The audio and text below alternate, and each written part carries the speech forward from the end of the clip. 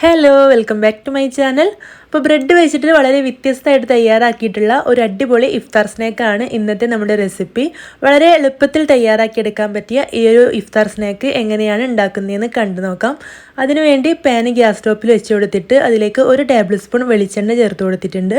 വെളിച്ചെണ്ണയോ ഓയിലോ എന്ത് വേണമെങ്കിലും ചേർത്ത് കൊടുക്കാം കേട്ടോ. ഇതിലേക്ക് കുറച്ച് ചിക്കൻ കുരുമുളകും ഉപ്പും ഇട്ട് വേവിച്ചത് ഇതുപോലെ മിക്സിയിലിട്ടൊന്ന് കറക്കിയെടുത്തിട്ട് ചേർത്ത് കൊടുത്തിട്ടുണ്ട്. കൈ വെച്ചിട്ട് പിച്ചെടുത്താലും മതി. ഇതൊന്ന് നന്നായിട്ട് ഈ ഒരു വെളിച്ചെണ്ണയിലിട്ടിട്ട് നന്നായിട്ടൊന്ന് ചൂടാക്കിയെടുക്കാം. 1 മിനിറ്റ് ചൂടായ ശേഷം ഇതിലേക്ക് നമുക്ക് ആവശ്യത്തിനുള്ള ഉപ്പും 1/2 ടീസ്പൂൺ കുരുമുളക് പൊടിയും 1/2 ടീസ്പൂൺ വറ്റൽമുളക് പൊടിച്ചതും കൂടെ ചേർത്ത് കൊടുക്കാം. അപ്പോൾ ഈ ഒരു കുരുമുളകിൻ്റെയും വറ്റൽമുളക് പൊടിച്ചതിൻ്റെയൊക്കെ അളവ് നിങ്ങളുടെ എരിവിനനുസരിച്ചിട്ട് എടുത്താൽ മതി കേട്ടോ. ഇതിലേക്ക് നമ്മൾ ഒരുപാട് വെജിറ്റബിൾസ് ഒന്നും ചേർത്ത് കൊടുക്കുന്നില്ല. എന്നിട്ട് നല്ലപോലെ മിക്സ് ചെയ്തെടുത്ത ശേഷം ഇതിലേക്കൊരു 1.5 ടേബിൾ സ്പൂണോളം സവോള ഇതുപോലെ ചോപ്പ് ചെയ്തത് ചേർത്ത് കൊടുത്തിട്ടുണ്ട്. അതുപോലെ തന്നെ ഒരു 1.5 ടേബിൾ സ്പൂൺ തക്കാളിയും കൂടെ ചേർത്ത് കൊടുത്തിട്ടുണ്ട്. തക്കാളിയുടെ നീരും കുരുവൊക്കെ കളഞ്ഞെടുത്തിട്ടാണ് ചേർത്ത് കൊടുത്തിട്ടുള്ളത്.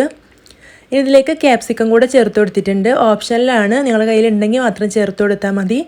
ഇല്ലെങ്കിലും കുഴപ്പമൊന്നുമില്ല, ഉണ്ടെങ്കിൽ നല്ലൊരു ടേസ്റ്റ് ആയിരിക്കും.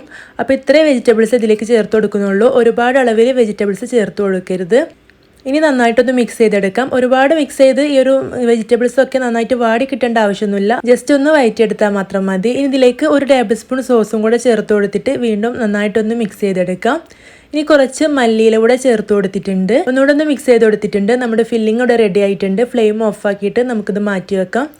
ഇനി നമുക്ക് ബ്രെഡ് വെച്ചിട്ട് എങ്ങനെയാണ് ഈ ഒരു സ്നാക്ക് ഉണ്ടാക്കിയെടുക്കുന്നതെന്ന് കണ്ടു നോക്കാം. അതിനുവേണ്ടി ഞാനിവിടെ കുറച്ച് ബ്രെഡ് എടുത്ത് വെച്ചിട്ടുണ്ട്. അതിൻ്റെ സൈഡ് പാർട്ടൊക്കെ കട്ട് ചെയ്ത് കളഞ്ഞതാണ്.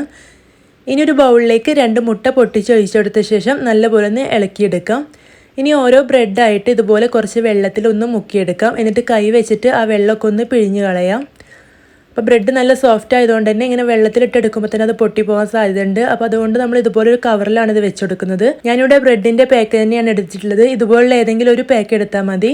എന്നിട്ട് നമ്മൾ തയ്യാറാക്കിയിട്ടുള്ള ഫില്ലിങ്ങിൽ നിന്നും ഒരു 2 ടീസ്പൂൺ ഈ ബ്രെഡിൻ്റെ മുകളിലായിട്ട് വെച്ച് കൊടുക്കുക. ഇനി കുറച്ച് മൊസറല്ല ചീസും കൂടെ ഗ്രേറ്റ് ചെയ്ത് ഇതിലേക്ക് വെച്ച് കൊടുത്തിട്ടുണ്ട്. അത് ഓപ്ഷനിലാണ്. ഇനി ചീസ് ഇല്ലെങ്കിലും ഈ ഒരു പലഹാരം നല്ല ടേസ്റ്റ് തന്നെ ആയിരിക്കും കേട്ടോ.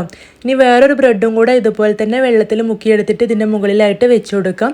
ബ്രെഡ് നല്ല സോഫ്റ്റ് ആയതുകൊണ്ട് പൊടിഞ്ഞു പോകാനൊക്കെ സാധ്യതയുണ്ട്. എന്നാലും കുഴപ്പമൊന്നുമില്ല. നമുക്കൊന്ന് കൈ വെച്ചിട്ടൊന്ന് പ്രസ് ചെയ്ത് ഇതുപോലെ ചെയ്തെടുത്താൽ മതി. ഇനി ഒരു കവറിൽ വെച്ചിട്ട് ഞാനിതൊന്ന് റോൾ ചെയ്തിട്ട് 2 ഭാഗവും ഒന്ന് പിരിച്ചു കൊടുക്കുന്നുണ്ട്. ഇങ്ങനെയാണ് നമ്മൾ ഈ ഒരു ബ്രെഡ് വെച്ചിട്ടുള്ള സ്നാക്ക് ഷേപ്പ് ചെയ്തെടുക്കുന്നത്. അപ്പോൾ വളരെ പെട്ടെന്ന് തന്നെ നമുക്ക് ഫില്ലിംഗ് ഒന്നും പുറത്ത് വരാത്ത രീതിയിൽ ഷേപ്പ് ചെയ്തെടുക്കാൻ പറ്റും. നമ്മൾ കയ്യിൽ വെച്ച് ചെയ്തെടുക്കുകയാണെങ്കിൽ ബ്രെഡ് പെട്ടെന്ന് പൊടിഞ്ഞു പോകും, വെള്ളത്തിൽ മുക്കിയെടുത്തത് കാരണം.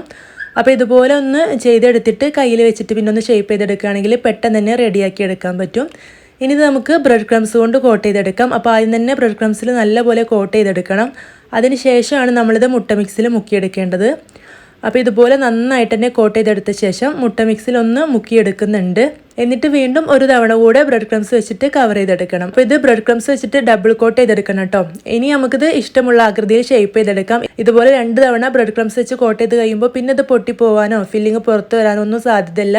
അതുകൊണ്ട് നമുക്ക് ഇഷ്ടമുള്ള ആകൃതിയിൽ ഷേപ്പ് ചെയ്തെടുക്കാം. ഞാൻ കയ്യിൽ വെച്ചിട്ടൊന്ന് പ്രസ് ചെയ്ത് കൊടുത്തിട്ട് ഈ ഒരു ഷേപ്പിലാണ് ആക്കിയെടുക്കുന്നത്. ബാക്കിയുള്ളതെല്ലാം ഇതുപോലെ ചെയ്തെടുക്കാം. 10 ബ്രെഡ് വെച്ചിട്ട് 5 സ്നാക്ക് ഞാനിവിടെ റെഡിയാക്കി എടുത്തിട്ടുണ്ട്. ഇനി ചൂടായ ഓയിലിലേക്ക് ഇട്ട് കൊടുത്തിട്ട് നമ്മൾ സാധാരണ കട്ട്ലേറ്റൊക്കെ ഫ്രൈ ചെയ്തെടുക്കുന്ന പോലെ തന്നെ ഫ്രൈ ചെയ്തെടുക്കാം. അപ്പോൾ ഇതിനുള്ളിൽ ചീസ് ചേർത്ത് കൊടുക്കുകയാണെങ്കിൽ ആ ചീസൊക്കെ മെൽറ്റായിട്ട് നല്ലൊരു അടിപൊളി ടേസ്റ്റ് ആയിരിക്കും ഇത് കഴിക്കാനായിട്ട്. ഇനി ചീസ് ഇല്ലെങ്കിലും നമ്മുടെ ഫില്ലിങ് നല്ല ടേസ്റ്റ് തന്നെയാണ് ഉണ്ടാവുക. അതുകൊണ്ട് അങ്ങനെയും തയ്യാറാക്കിയെടുക്കാം. അപ്പോൾ ഞാനിതിവിടെ ഫ്രൈ ചെയ്തെടുത്തിട്ടുണ്ട്. ഇതുപോലെ മുഴുവനായിട്ടും ഫ്രൈ ചെയ്തെടുക്കാം. അപ്പോൾ നല്ല ടേസ്റ്റുള്ള ഈ ഒരു ഇഫ്താർ സ്നാക്ക് നിങ്ങൾ എന്തായാലും ട്രൈ ചെയ്ത് നോക്കിയിട്ട് നിങ്ങളുടെ അഭിപ്രായം കമൻറ്റായിട്ട് അറിയിക്കണം. വീഡിയോ ഇഷ്ടമായിട്ടുണ്ടെങ്കിൽ ലൈക്ക് ചെയ്യാനും ചാനൽ സബ്സ്ക്രൈബ് ചെയ്യാത്ത കൂട്ടുകാരുണ്ടെങ്കിൽ ഒന്ന് സബ്സ്ക്രൈബ് ചെയ്തിട്ട് സപ്പോർട്ട് ചെയ്യാനും മറക്കരുത് കേട്ടോ. ഇതുപോലുള്ള easy and simple iftar snacks ഒക്കെ ആയിട്ട് വീണ്ടും കാണാം. താങ്ക്